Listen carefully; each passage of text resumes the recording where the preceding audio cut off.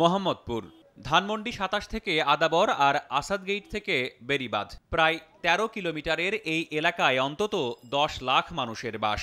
মৌসুমভেদে পানি ও গ্যাসের সমস্যার পাশাপাশি এই পুরো এলাকার মানুষের নিত্য দুর্ভোগের নাম অপরিকল্পিত রাস্তা খোঁড়াখুঁড়ি।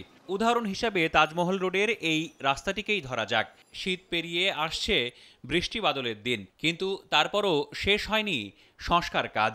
বৃষ্টি হলে এই রাস্তাতে মানুষ হাঁটতেও পারে না, গাড়ি তো ঢুকতেই পারে না। আসাদগেট থেকে আল্লাহ করিম মসজিদ পর্যন্ত এই রাস্তার প্রতিদিনের সঙ্গী যানজট। হরতাল, অবরোধ বা ছুটির দিন, কোনো কিছুতেই এই অবস্থার পরিবর্তন হয় না।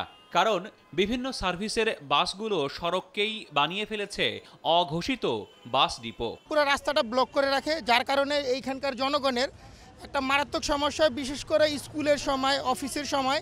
এমন অসংখ্য সমস্যায় জর্জরিত মোহাম্মদপুরের ৭টি ওয়ার্ডের কাউন্সিলর প্রার্থীরা এখন প্রচারণার মাঝে।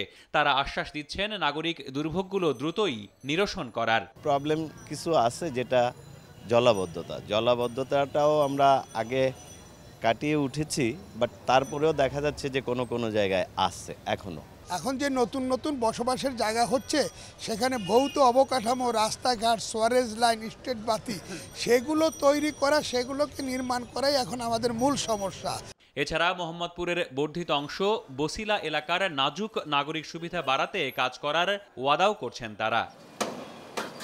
নিম্ন মধ্যবিত্তের এই মোহাম্মদপুর এলাকার পরিধি প্রতিদিনই বাড়ছে, কিন্তু সেই অনুযায়ী বাড়ছে না নাগরিক সুবিধা।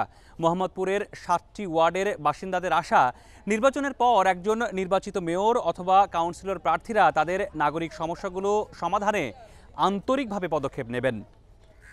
রাহাত মিনহাজ, যমুনা নিউজ, মোহাম্মদপুর, ঢাকা।